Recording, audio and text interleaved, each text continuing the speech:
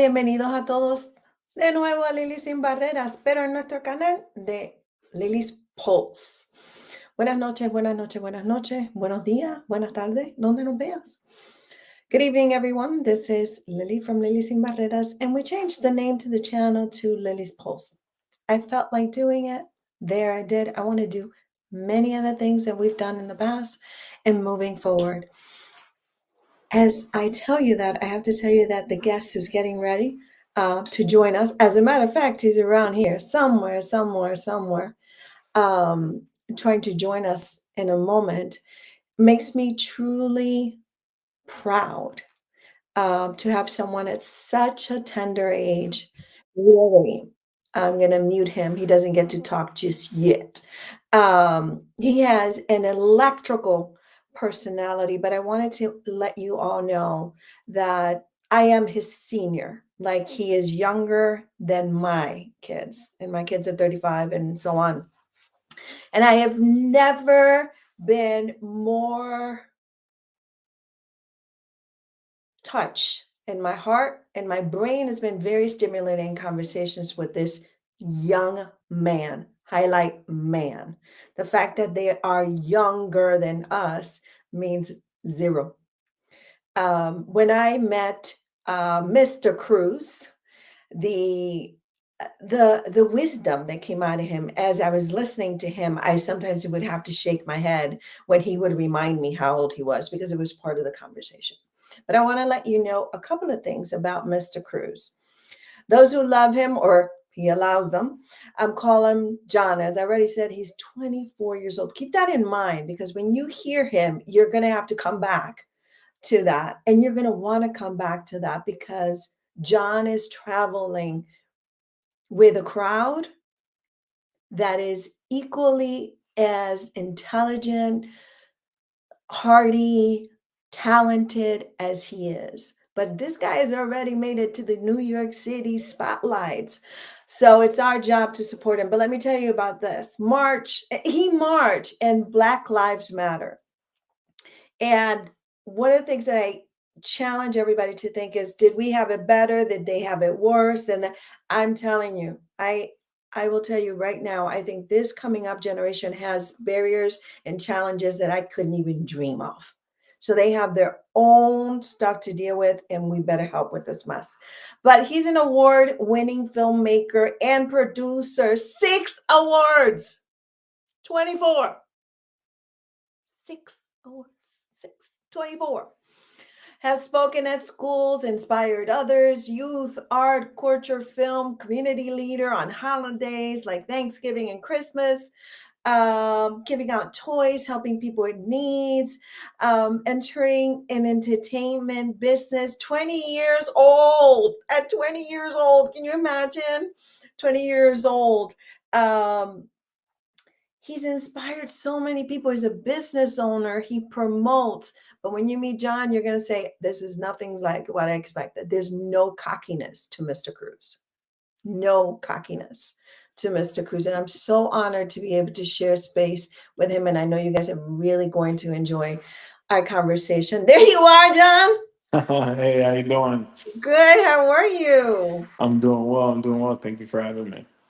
I'm honored, truly honored. And you know that we have shared space together. I saw your film. My husband and I saw it this morning. He was really touched by it, as well as many of the people who've seen it. In the flyer that I put out for you, I also reminded people that you have um, an opportunity for people to actually see and hurt and be challenged by this film because it's going to hurt in the most beautiful way. John, tell us a little bit about what the heck? Who are you? Where the heck did you come from? How come I didn't know about you? Well, as you guys know, I'm John Cruz, local filmmaker. I do work around Hartford, East Hartford, Manchester, just around the Hartford area. Sometimes I'll do films in like New Haven, Bridgeport, or content. Um, I am originally from Puerto Rico. Was born there. My mom had me when she was young. We came here when she graduated high school to try and give me the best shot at living the best life I can.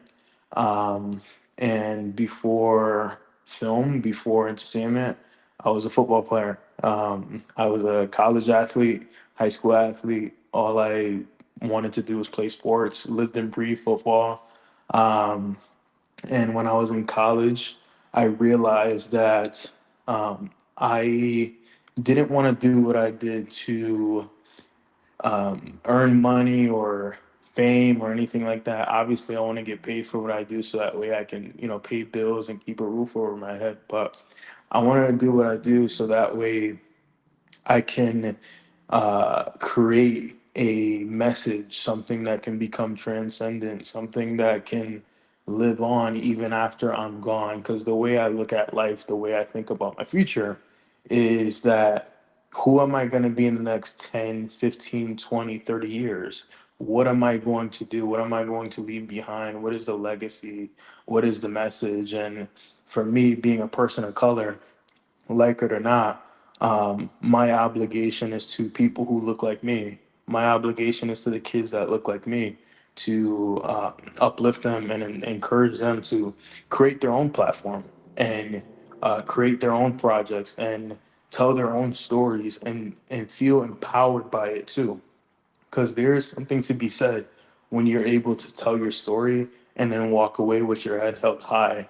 And for me, the biggest thing has been learning a little bit more about myself throughout each challenge that I go through, but also to understanding that every win that I accomplish, like with trophies and stuff like that, and winning at film festivals, that expires at midnight, because the bigger picture is trying to build that foundation, or at least leave a mark on that foundation for the next generation to come. And I just say that because it's hard to look at the world with optimism, but when you give it your all every time you wake up, right? Because 80% of life is just showing up. When you give it your all, when you wake up each and every morning, you get to have the chance to make the world that much of a better place than it was yesterday, right? Even though bad things are going on in the world, it doesn't give you any right or permission to just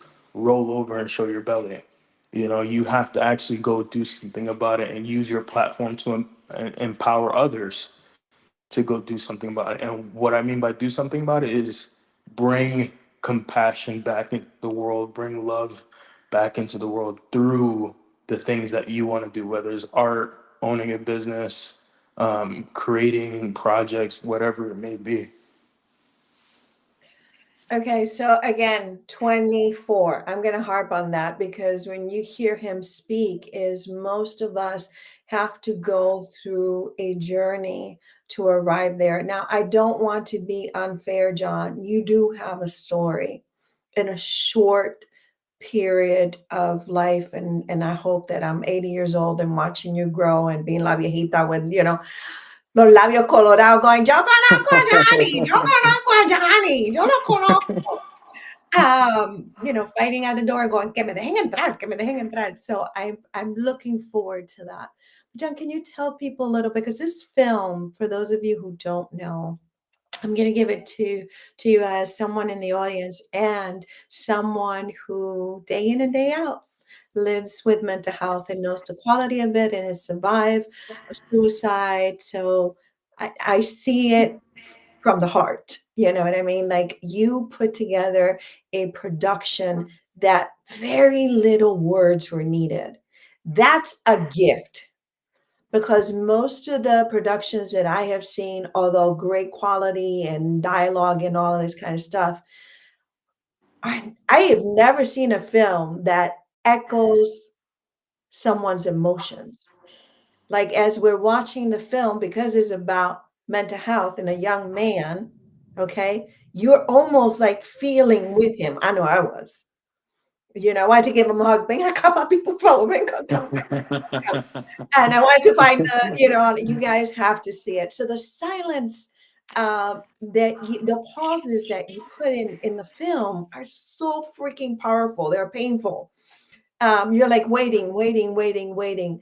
Uh, That's a gift, but tell people a little bit about who really is John, because you're pulling from you. I mean, this film and the conversations that we've had, Hmm. and stop me if I'm going somewhere you don't want to go, but I know that you cannot produce something like that. Hmm. And Yeah, for me, for me, when I did Different Meaning, well, for those who don't know, Different Meaning is just a film that raises awareness for men's mental health. I think that that's a topic that's not talked about a lot, and it needs to be talked about more, especially when it comes to our youth. Um, fair warning for what I'm about to say, but you see a lot of school shooters. A lot of them are young men. I don't see a female school shooter. I haven't even heard of one before. And so, because school shooters are young men, people think, oh, they probably come from a broken home, or they probably got bullied in school, or whatever, whatever. But you're basically going around, right, the actual key point that should be talked about. How was his mentals? Did was he right mentally? Did people skip over the signs because he's a male and not a female? And for me, I created Different Meaning based off of personal experiences. And excuse me, I told people that the monologue, the narration, I wrote it in a span of a year, but I've been writing that my whole life. Different Meaning is something I've been creating my entire life, from the time that I was born to now. Um, and it came from such a deep place because I used to deal with mental health issues.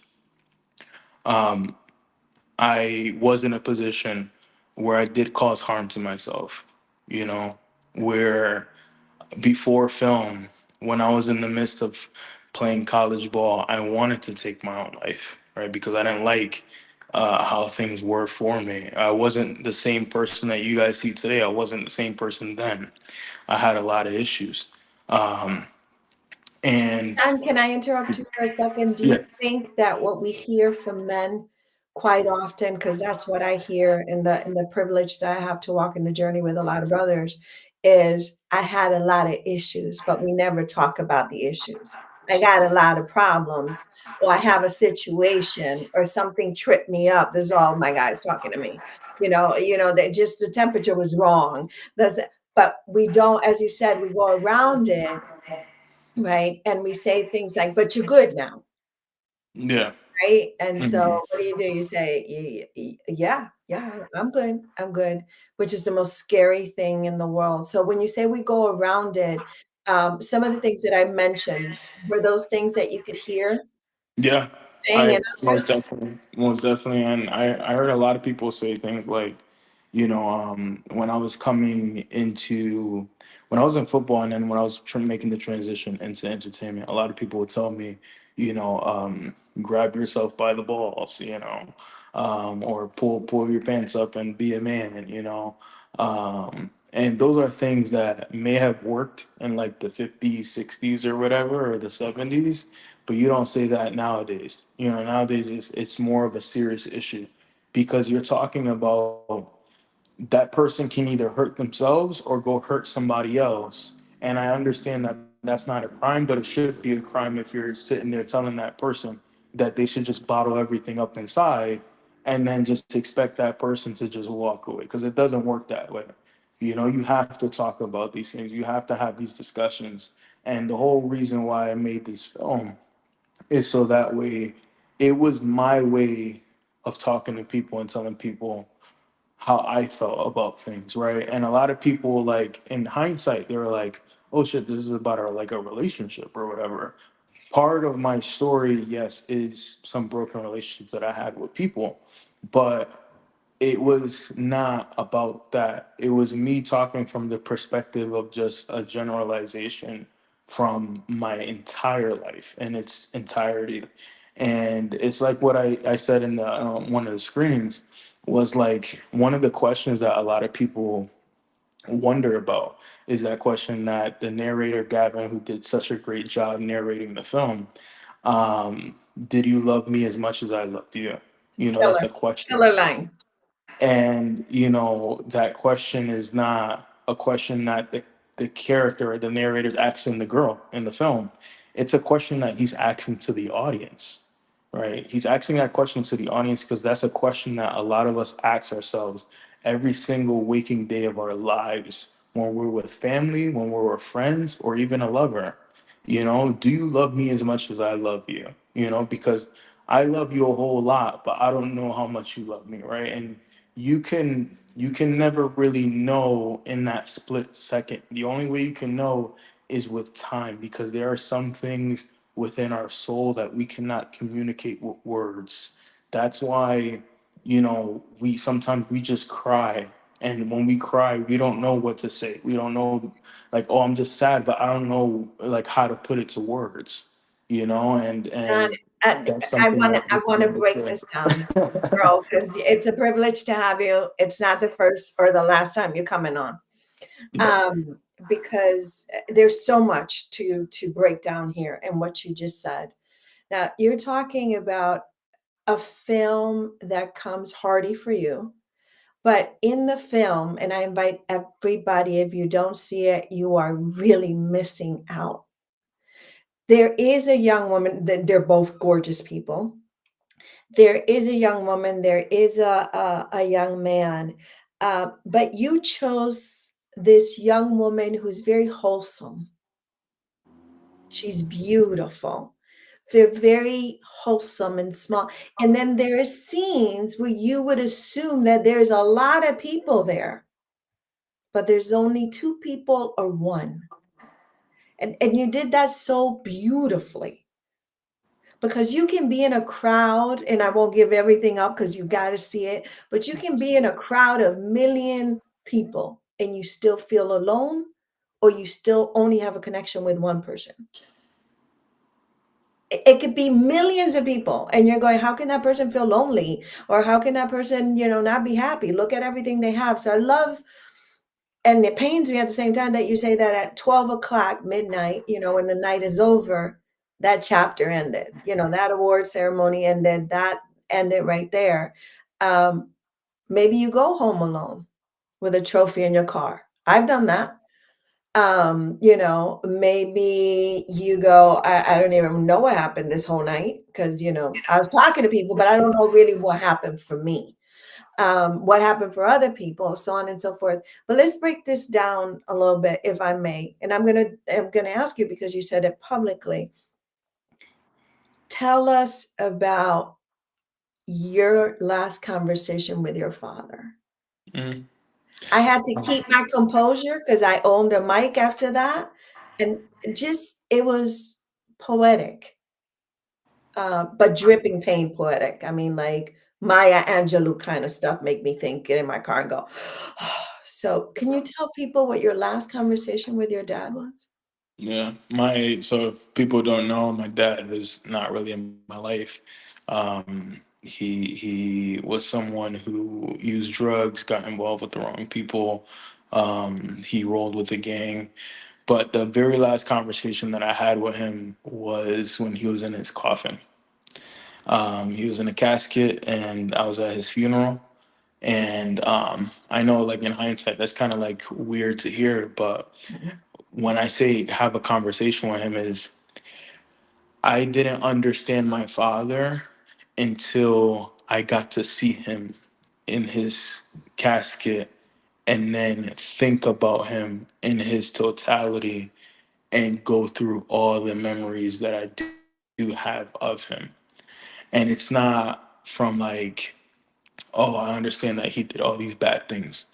No, my father was someone who, yes, did some bad choices, did some bad things, but what took my father was the inescapable prison that he was put in mentally, right? Because he was stuck in a generational curse where his father wasn't there for him.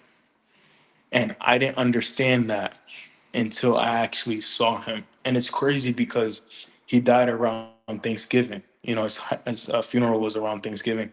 And so, you know, Thanksgiving as a holiday is supposed to be a holiday where family get together. Me and my family, me and my mom, I usually go to my mom's house and we have dinner and we watch football. That's what we do every Thanksgiving. This Thanksgiving, it wasn't like that. It was us thinking about like, we have an opportunity tomorrow to go make the most out of life, because my father didn't really get to do that. But I think for me, it's the most crucial conversation that I had with him, even though it was a one sided conversation, because I got to understand him. I got to understand the prison that he couldn't escape in his mind. And I understood that in the end, when he was on his deathbed, he tried to reach out. He tried to get a hold of us. He tried to tell us his last words. When he was alive, the last thing he told me, was that he loved me, and that he saw all the things that I was doing on social media, with football, because this was around football. This was like right before I got into entertainment. So my father never got to watch any of my films in this life, but I know in the next one he did get to watch my films, and he's watching all the projects that I'm putting together. And it's crazy because he gets to spoil movies for himself because he gets to see in the future before us. So he knows the stuff that's already coming up. Um, but for the advice that I give to people when it comes to being in my shoes is that if your father is not in your life and it's because he's making bad choices, it's because he's making horrible decisions, try and walk a mile in his shoes when he was younger.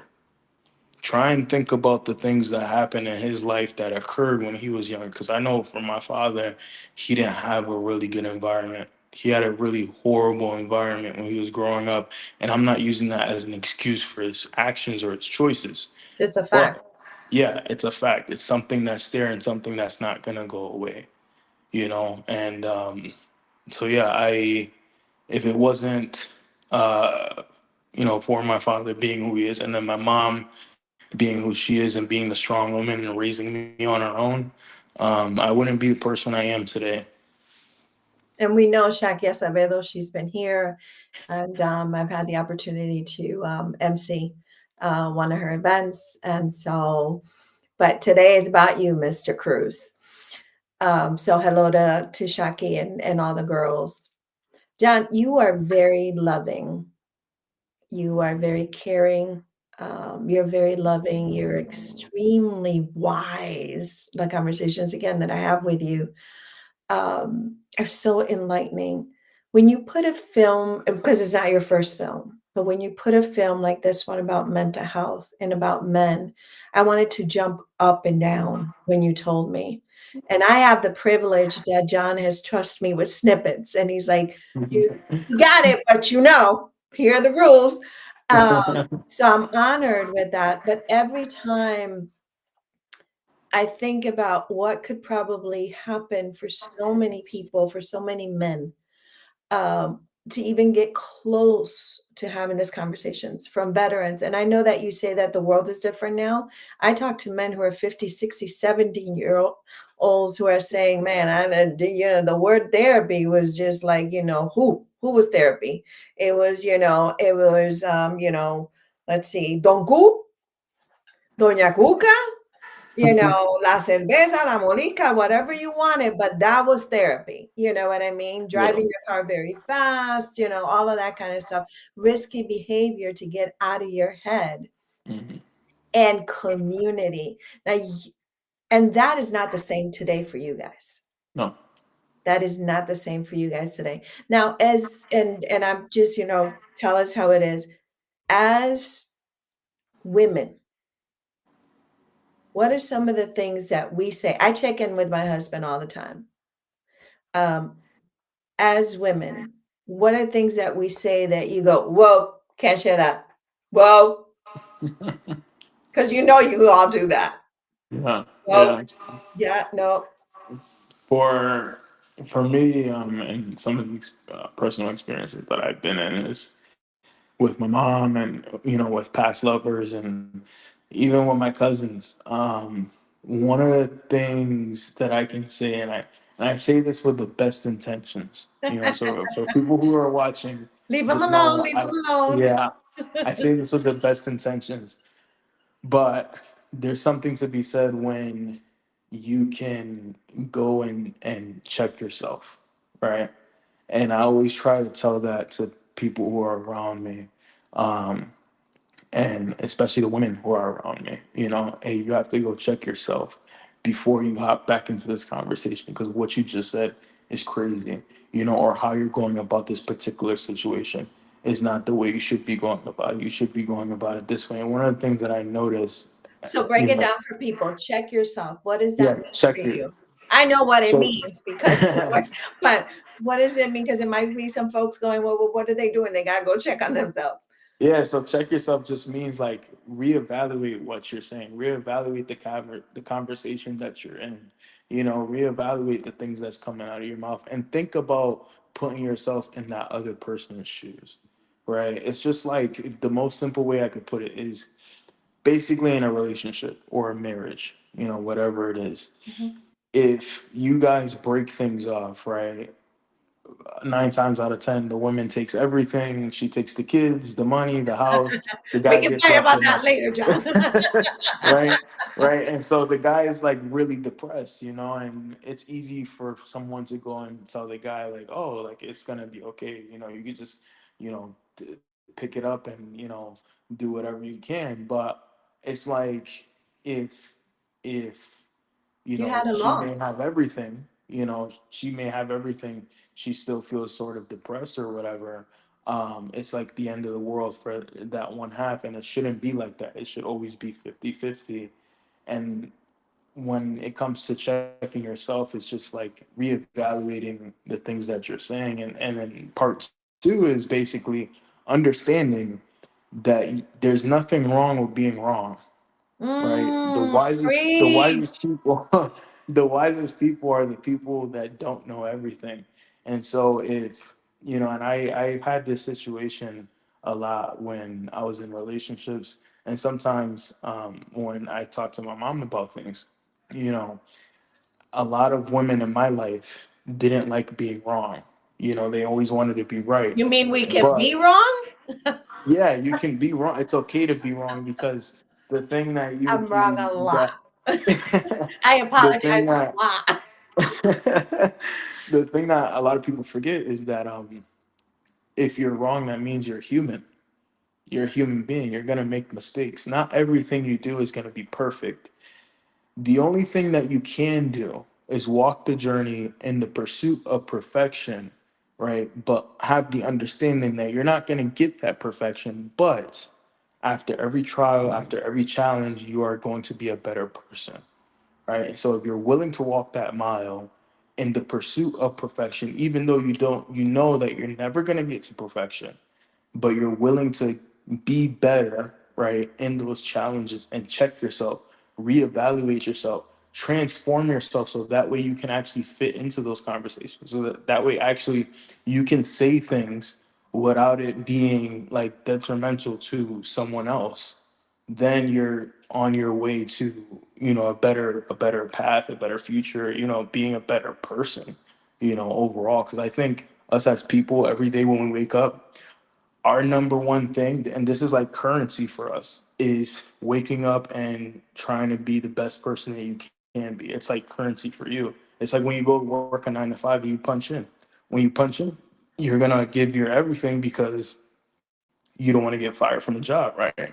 Well, at the end of the day, when you wake up in the morning, you have to do the same thing. Hey, I'm gonna be the best version of me today, and I'm going to do everything in my power to make the most out of today. If you can do that, then you are going to be on your way to becoming a better person, and then having a better future. And then the other thing too would be, um, being okay with not having everything go your way, being okay with problem solving when the problems do present themselves, Okay, being John, okay with listen, man, you're 24.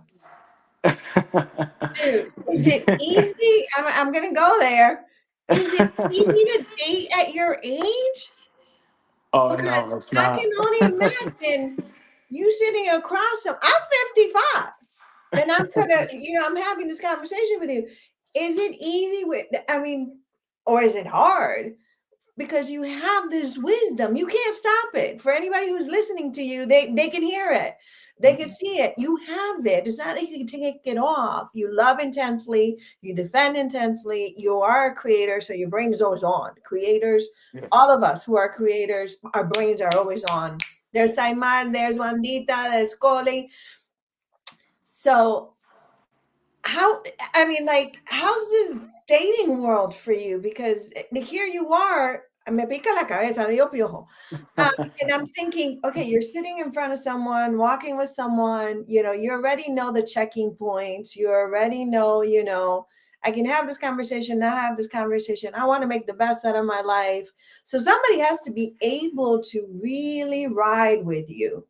Mhm. May it be professionally, romantically, whatever it is, because you see the big picture and you're also able to micro.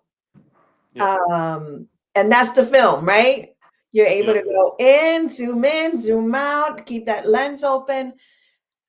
How's the world for you? Because Um, I was gonna say, I mean, I feel like one of the things for me, especially when it comes to my dating life, it's sometimes it's difficult because I'll come across a gorgeous girl who's beautiful, and dressed to the nines, but then it's like the mentality is not there, or the willingness to like actually, transform herself into, who she's gonna be. Like if I were to meet a woman that tells me like I'm thinking about like who I'm about to be in the next 5 years, if you have that kind of mentality, or the next 10 years, that tells me everything that I need to know, and I've been, as of late, I've been very fortunate to meet some people, and I always try to go on dates. I don't really talk about my love life to my mom. So, mom, here you go. If you're watching, now you know. wait, Um, sorry, that's your mom, not me. yeah, if if I'm interested in a girl, or I want to get to know a person, the one thing I always do is I do dinner, or I do a lunch, and we'll sit and we'll talk, and it can be anywhere. I try to pick like the most casualest place. I don't try to go too upscales. You would never catch me at Capitol Grill on the first date. I'll tell you that. Um, if you're telling me I don't know if you're Capitol Grill kind of girl. Yeah, nah. If you telling me that I have to bring you to Capitol Grill or the Place to Be or any places like that, I'm sorry, you're not for me. Because that tells You me haven't everything done I that need to yet. know. Like you're not even there yet. Like if like I have this rule, like if I don't take my mom, Wait, I if I, gotta go ask my husband. What happened? yeah, if I don't take my mom to Capitol Grill, what makes you think I'm gonna take you?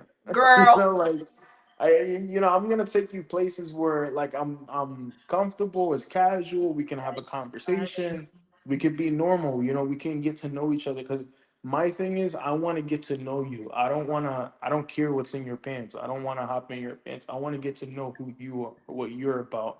What are you into? Do you own a business? Do you work? What are your goals in life? What is your 10-year business plan if you do have a business that you want to run? Those are things that I want to know. I don't this want is to on the know. first date. No, but I ask I'm questions about to to say like they're gonna allude to run away like cucarachas. that.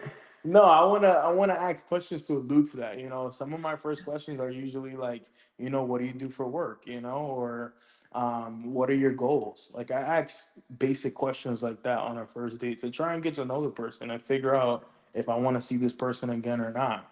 I know for me though, I can tell, like a lot of girls won't tell me this, but I can tell a lot of girls are very intimidated when they get to hear about the things that I do and the way I think, and You're 24. People are my trying my to think, what are you goals. talking about 5 years from now? And There's a then lot of youth out there uh, trying to do that. event- eventually when I tell them my age, they always tell me, "Oh no, I thought you were like in your 30s." I was like, "No, The minute I'm you open your mouth, they're 24." like, "Huh, Yeah, yeah, how did that and happen?" so but I try. I don't quit. I always put myself out there. And I always like I'm always down. Like right now, I'm single. I'm not seeing nobody, but I always try to. Okay, I'll If I'm repeat that. interested in He's single. He's not saying nobody, just in case. if I'm interested in someone, I'll go on a date with them. I'll go to dinner with them and talk. And Do they make it to get to Taco know Bell? each Because other. I like Taco Bell. Oh no, the only date I can think of that was like not expensive at all. Which, by the way, expense is not really an issue or anything Thank like you. that. But it was like for a cup of coffee. That's Oh, really it. nice. We met Nice. at like a coffee shop, and we sat down and we talked. And she had coffee. Me, I just had like a tea. But we literally just had coffee, and that was that. Like, and it was Nice. like perfect. It was perfect. After that, we went on a walk and we talked some more. And so, like, if you're okay with stuff like that, then that tells me like, okay, this is a girl that you would like to go on dates with. But yeah, I'm someone who's very particular about the person that he's with, but I'm also willing to like, go on dates with people and talk to people and whatnot. If I have some interest in you, I always say, all right, F it, let's go on a date, let's talk, let's John, get to know each other. is that difficult? Because I know in the kind of work that you and I do as communicators at different levels and different spots, once you're seen with someone, your world mostly than anything, because when I grew up, there was no social media. Okay. Hmm. Oh yeah. I'm with like, Thalia, I'm like, no me acuerdo. It's like, okay. Um, but in your generation, you can't do that because you could get a picture with anybody, and it could be just somebody in the audience, whatever. I mean, you have social media, you have all these platforms, you have to be at events, you're very likable, very lovable. And so I could see that. I mean, it's a lot tougher in your business now than it would have been, 20, 30 years ago. We see artists of all levels going, I was with who? When? No. Um, so, are you ever concerned? Because right now, dude, you've been in big spaces. And I want everybody to know this, that if you want to invest in young talent, I'm telling you, John is one that you should invest in. And you should talk to him about that. I This appreciate film, that. no, I mean it from the bottom of my heart. This film should be shown at every college, at every school, at film festivals, wherever you can get it. This film should be a participant in our society because I haven't seen a film that kept it because it's not a long film. That's the other thing. Okay, when you're talking about this topic, right? Unless you're interested in the topic, you're going to join in a 2-3 hour film, right? Because it's my thing. I'm going to join into that. But if you're not, this can be used as a movement in itself. Um, Talk to me a little. So I wanted to point that out that in your world now, it's just I don't even know how you guys Yeah, do it. it's There's a not it's phone, not there's a easy. camera in front of you the entire It's not time. easy. Everybody has a picture of you. There's pictures around there of me. I'm like, why did I get 5 chins? I'm aware of 3. Where did I get the other 2? It's just like, what's happening? So there's something somewhere over there. But I want to talk about the quality of this film and the message of this film. I mean, the research that you did was solid as someone who works in this area. Um, the creation was solid. The editing was absent. You couldn't even tell there was editing, and we're walking in the entire story. There's no chops, there's none of that. It's like we're in the story, we're walking, when it ended, I was like, no, espérate, dame another chapter. No, bendito, I want to hug him. Um, you know, the places that you chose to shoot. So I'll tell you this. I had a version of what this young man's life was. My husband had a different one. That's how powerful this film is. Do you know what I mean? Like we both Yeah. put this young man in different places. Tell me a little bit about how did you choose as a filmmaker? I want, and then you went black and white, man. Yeah. That is, we live in a pop color world, and I'm a black and white girl. I'm old school, like pictures and all that kind of stuff. You chose to go black and white. Mhm. There's a lot of black and white in that film. There's color, but there's a lot of black and white in that film. When do you make this decision? Because you're playing with it. This is Yeah. yeah. For me, when I was doing the creative process of the film and like storyboarding and putting everything together, which by the way, I want to say this as like a side note in relation to the film. I only had a weekend to shoot the film and then 2 weeks to edit the film. I didn't have a whole lot of time. It was because another film was supposed to show. The film wasn't done. It was not done being edited. And so I had to show something. And I told Councilwoman Jess Bolin, who, thanks to her, we were able to have a successful screening. I told her, I need to show something. I'm going to show something. So, I took this film, which I wasn't planning on making this year, but I made it anyway, and I did it in a really short time window. And I'm very proud of myself for how it came out. Oh man, I didn't think you could blow me out of the water anymore, but you sure did. But the creative process for the film, the reason why we see some of those color scenes, right? Some of, and our keyword is some Mhm. of the color scenes are in the past, which is why I don't know if you noticed, but in the film, like before each scene, there is like a title, a different title.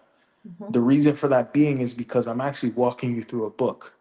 So the I'm title telling you, I was in it. I'm in it. I of, can of feel my feet in the water. I'm not gonna say much about that, but my feet are in the water yeah, with the, with, the with the our friend over titles there. At of yeah. those scenes are like, past love is basically it's telling you that that's the past. But the reason why you have present reality is because it kind of shifts everywhere. The reason why I chose the locations that I did and made past reality 90% black and white is because the entirety of the film is playing out in the character's mind. It's not his reality. It's something that's going on in his head, right? And he's alone, he's by himself, he's trying to find something, right? And I'm not going to say the scene, but we get to a scene where you know, it looks like it's the end of the film. We talked about this. You thought it was something different, but I told you what it was. We thought it was the end of the film, but it's not. And he comes to the realization that this not only this woman, but everything in his past is his why. For not either taking his own life or staying stuck, or just shutting out the world. It's his why to keep moving forward. And Black and White was one because I wanted to pay homage to black and white films as a filmmaker, and two, a lot of the world that we look at, right? It's hard for us to see things in black and white. Instead, we try and see things on multiple different color scales, right? But if we just look at things black and white and try and put ourselves in that person's shoes, right, without doing too much, we can learn a lot by just listening and not speaking. And that's what I wanted to try and convey. And I think the most powerful part of the film is probably the end credits, where we show those statistics and where we show the number that people can call when you're dealing with mental health issues, or you're dealing with dangerous thoughts, Oh, and John, things I'm like so glad you said that. So let's break this down. I know you're a busy man, and I know, I'm gonna get you again because, I know where to find you. Wait, we shouldn't make threats online, by the way. But this film, a different meaning literally will have a different meaning for everybody.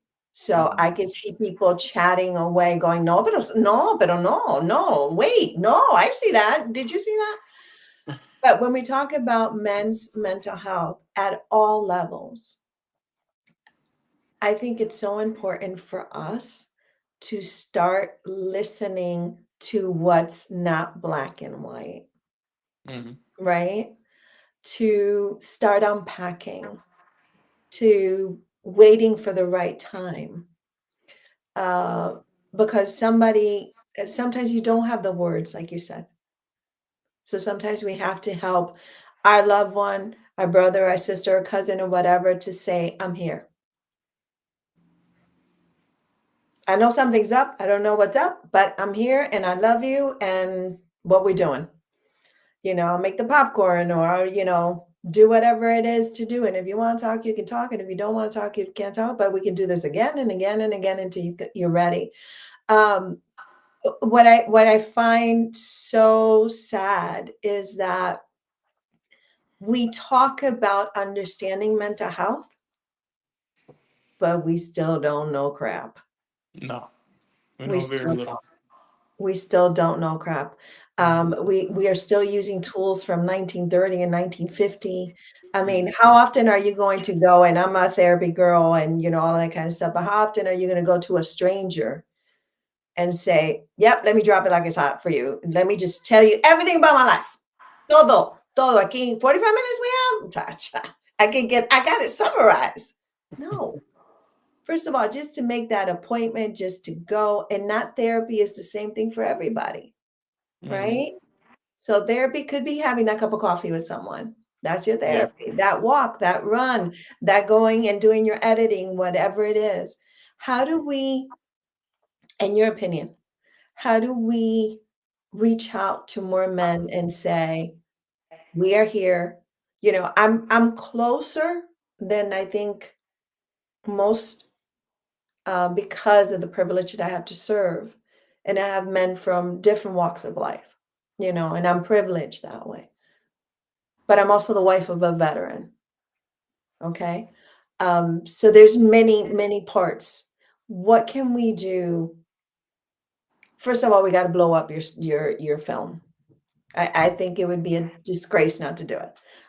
So I'm going to definitely, we have already talked about this. We're going to do some more.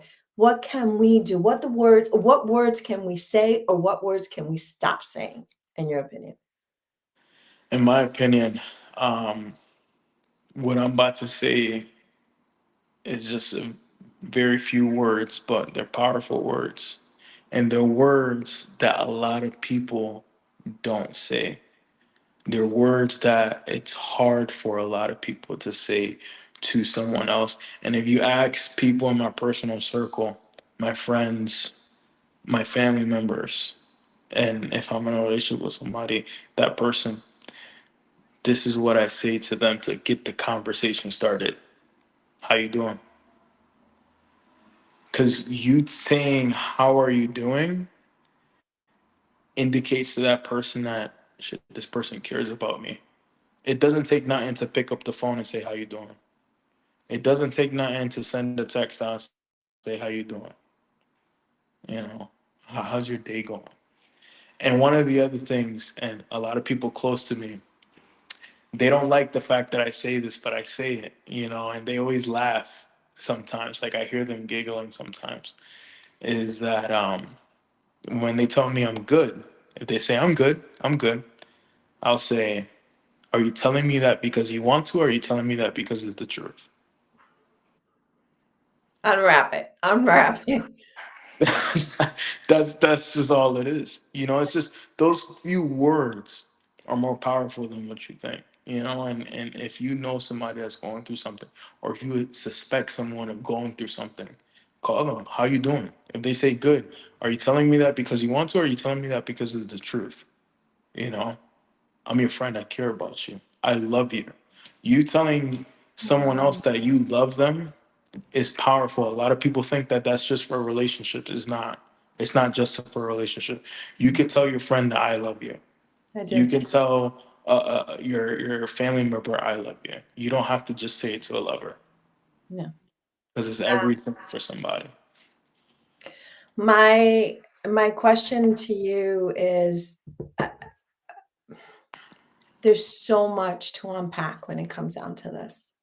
Your film has managed to do magic because you do not expect, unfortunately, we have so many young people, so many young men confronting this, and parents are at a loss sometimes about what do I do? And sometimes as parents of adults, which in this country is 18, which is very scary, right? Because I'm 55 and I'm still trying to figure it out. Um, we don't always know what to do, or we may do harm in our way to doing good. And so we also need to have a community where we could say, can you talk to my son?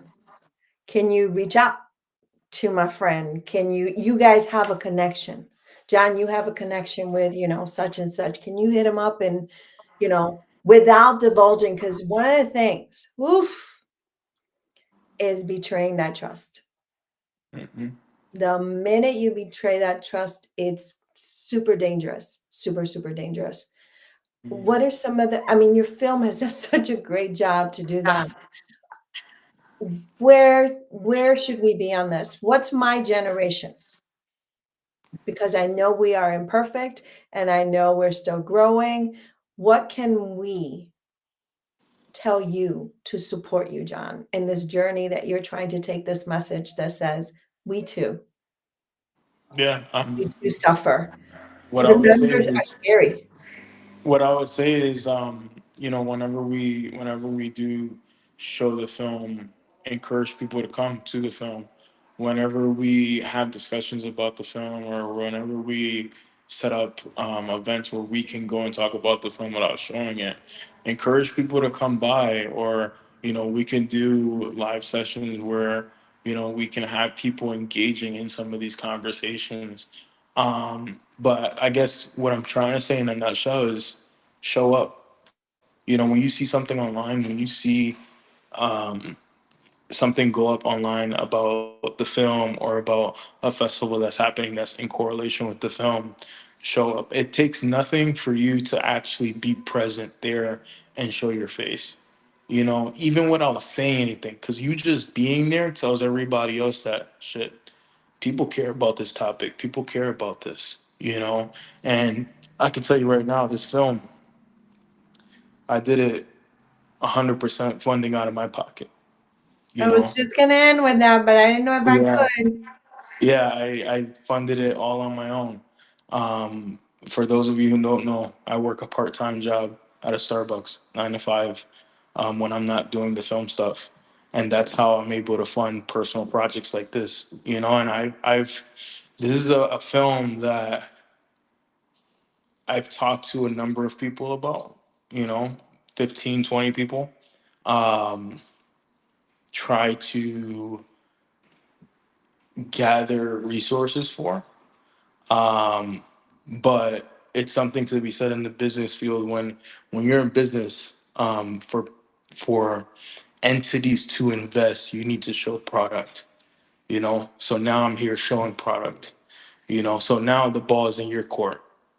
So for audience members that want to see this film, if you keep coming to our free events like the fall festival, or like any other events that we'll set up in the near future where we are showing the film, if you come in numbers, hundreds of people come, then what that shows other people, who have the power, who have the means to actually, oh, shit, let's put this film in other platforms, Mhm. in other places so that way people can see it, because I understand that sometimes, you know, you have to, like, it's like in a football game, right?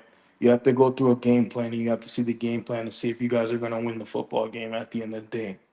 But sometimes quarterbacks can call an audible during the game, and that audible is not in the game plan. It's not in the playbook, but that's okay.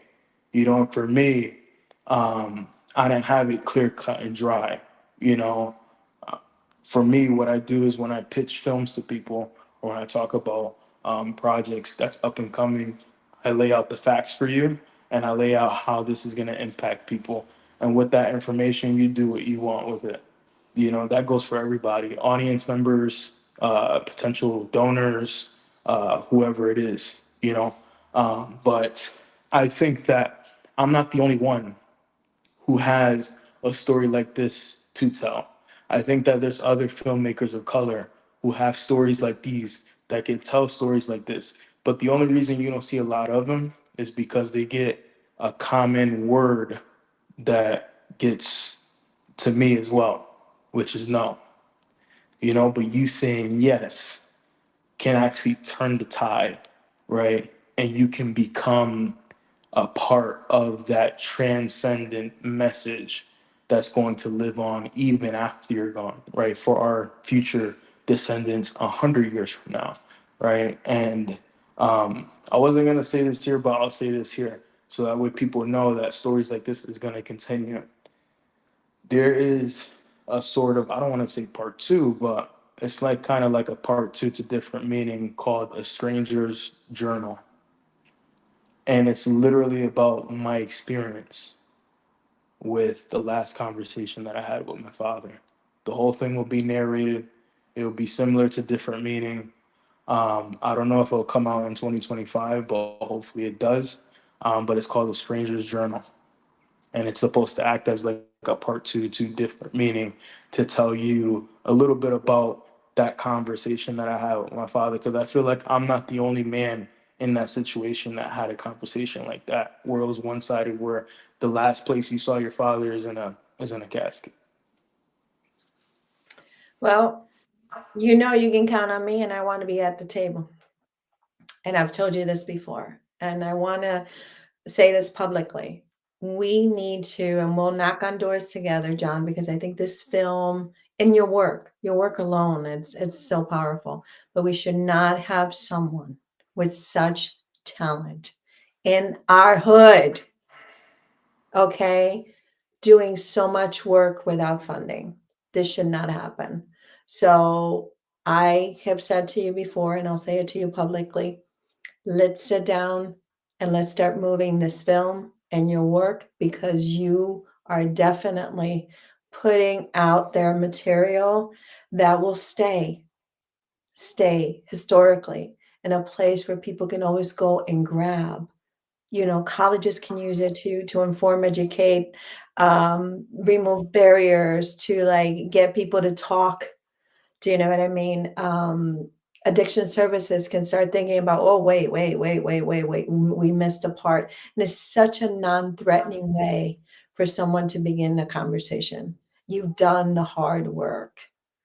You know, you've really done the hard work. So I think it's time for you all in the community and for myself to step up and say, and that's why I wanted to have John, because this film literally, um, I felt I just felt like everything in me was hurting.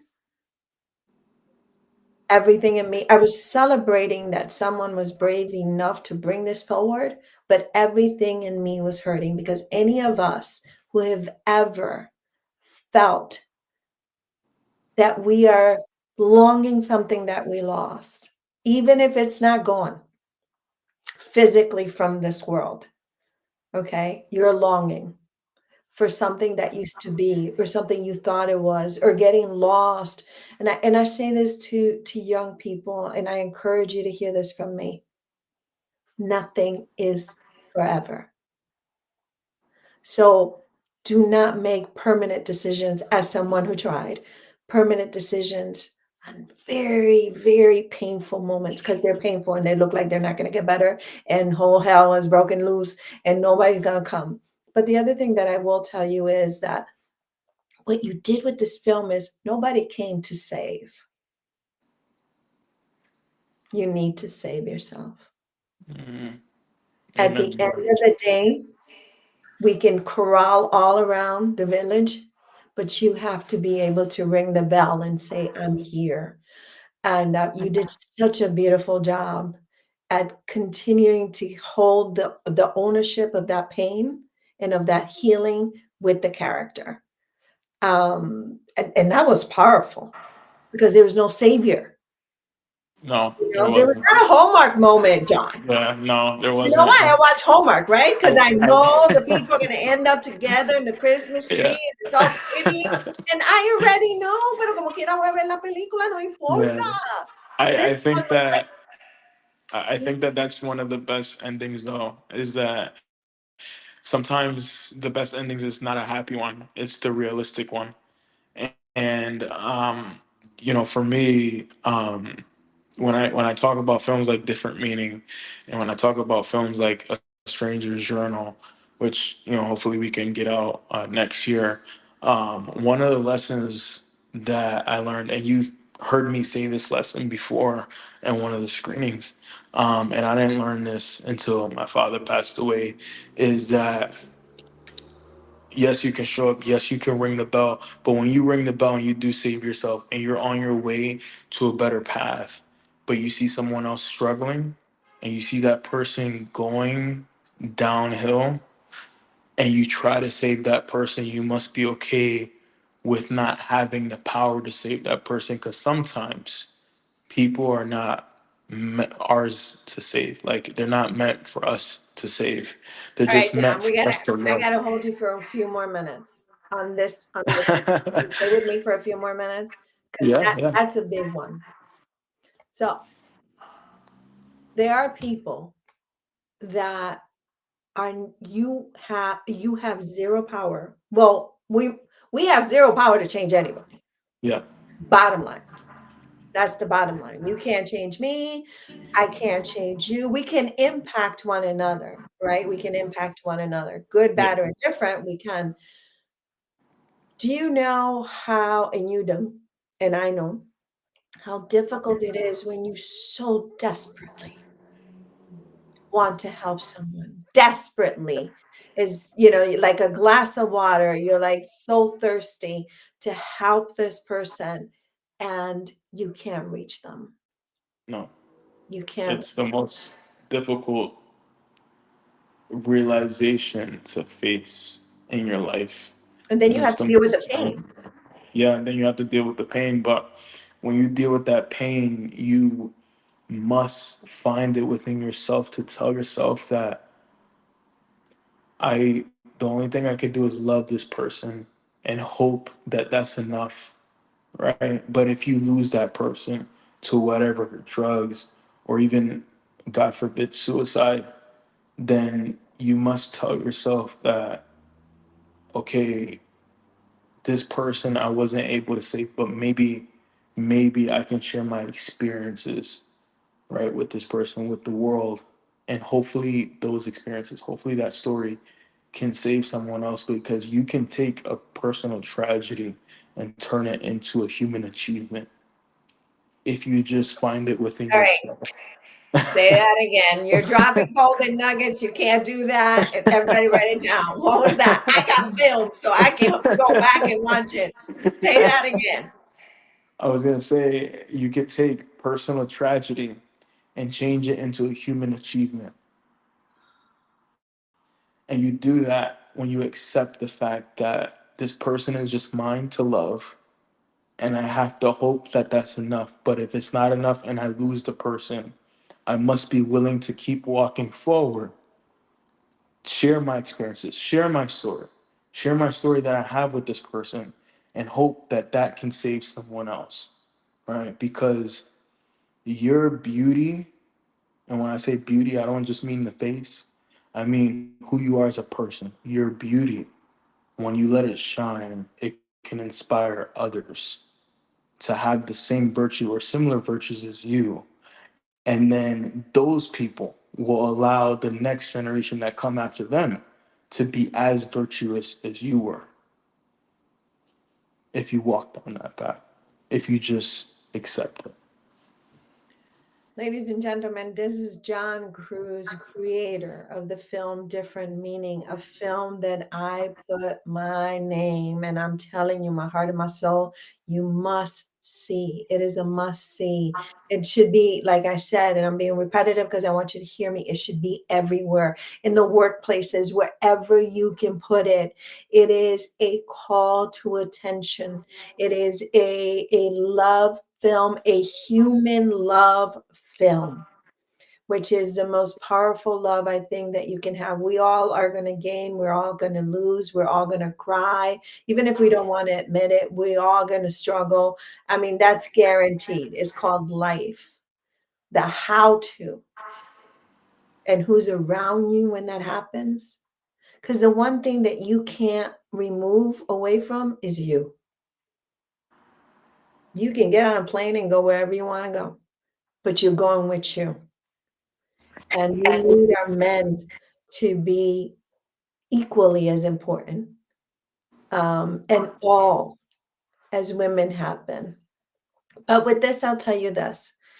If you call, and you should call John and let him know that you want to see this film, I'm going to tell you something that John won't tell you. And I own these words. Invest. Stop dripping away from the talent that we have and stripping them to nothing. Invest. Okay, invest and ask him, how can I help you move this thing forward? But if you are afraid to speak about mental health at any level, this is the film that you want to see. I don't know why you don't charge for these screenings. That's beyond me, but you and I can have that fight later. Um, but it's in the flyer. Tell people where they can see you next. There is Yeah. another screening that's happening. Can you tell people where? Yeah, so we're gonna be at 40 Pickens Street in Manchester, Connecticut. It's gonna be October 19th. The screening is actually at 12:45. I know I put 12:30, but we talked to the organizer of the event, and we thought that it would be better if we put 12:45 instead of 12:30. So not much of a time difference, but 12:45 we're gonna be there. It's gonna be during the fall festival. The fall festival is from 11 to 2, if I'm not mistaken. So come by, check out some of the businesses, check out some of the stuff that's going on, and then at 12:45, you could come on down to our space and check out the film. And we're gonna have a discussion as well. It's a very intimate setting, meaning that it's not gonna be like a movie theater style type of screening. It's more of one of those screenings like how we had at the Latin Heritage Festival, where we had this like regular size screen for about 40, 50 people, very intimate Q&A between me and the actors, and we get to just have a conversation with you guys, and you guys have free reign to access about anything in regards to the film, or you know, what can we do to keep this conversation relevant, keep these topics relevant. But October 19th, we're going to be there, 40 Pickens Street, Manchester.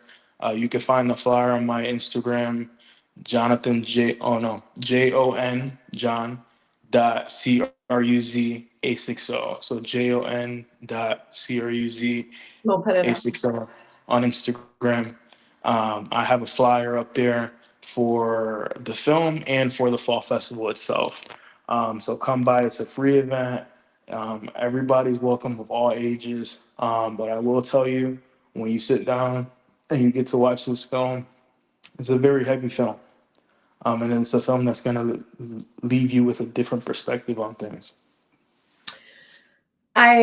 John, I'll see you because I'm not going to celebrate Cristobal Colon. I'm going to go celebrate you. October Oh, 9th. thank you. Thank On your way. you. So I will be there supporting you. May the grace of God lights up. And we have a little surprise for you. But can you give a shout out to those two actors that he knows me well enough to to those two actors and those who created with you, because I think it's only fair. Um, Yep. please tell us their name and who are they? Yes, Miriam Cruz and Jalen Taylor and Gavin Damian Loring. I think that's how you say it. Miriam and well, I call her Mimi. It's weird for me to call her Miriam, but I call her Mimi because she's like family to me. She's like a sister to me. I met her. She was actually a pageant queen for New Haven. Shout out New Haven. Um, Yay! shout out New Haven. She was a pageant Joe's queen gonna be for New Haven. happy. New Haven. Yeah. Oh yeah. Um, she was a pageant queen for New Haven, and she's someone who's invested in the arts, but more importantly, invested into making the world a better place.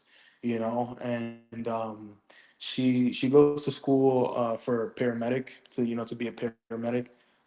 But anytime I tell her about a project or tell her that I want her to be a part of something, she's always down for it because the projects I have are part of are projects that can make an impact like different meaning. And then Jalen Taylor, this is his first time. Well, for Mimi and Jalen, this is their first time ever acting in a film. And so to tell them to do physical acting with no dialogue was a challenge within itself, and major props to them and the job that they did on Beautiful. set. Not only dealing with me, but Yeah. also making sure that that they were on their cues, that that they were doing the scenes properly, but also to asking questions when they wanted to ask questions or when they needed to ask questions. Um, and both of them were phenomenal.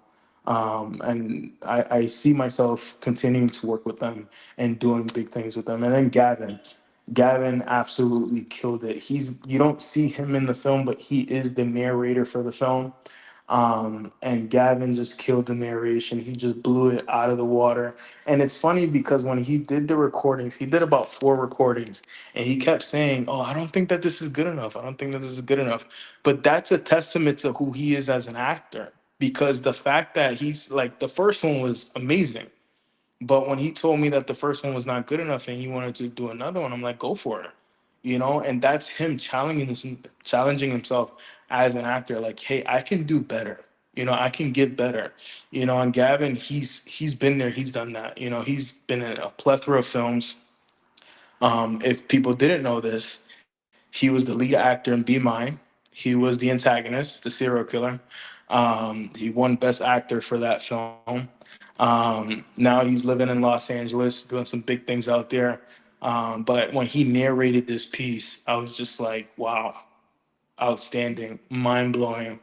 And he's a wonderful guy. He's a beautiful human being. And he's one of those guys who I could call up on any given day and just I can have a conversation with him on hours on end, because he's just a fun guy to be around. But the same thing with Jalen, the same thing with Mimi. I cannot ask for a better trio of cast members than those three. Congratulations to them. Congratulations to you. I will see you in October. And like I said, we have a surprise for you. And I will take it to you. You know that you hold a special place in my heart. I respect you so much. And I only want to see you shine, man. Thank you. I Only want to see. appreciate that. And to everybody, connect, subscribe. For all of you who love to watch it, but don't subscribe, please subscribe. Because it helps us stay good. They'll watch it, but they don't subscribe. Subscribe for peace sake. I'm reminded I have to say this all the time. And to you and your family, God bless you. And I'll see you real soon. Good night, everybody. Thank you. Good night. Night.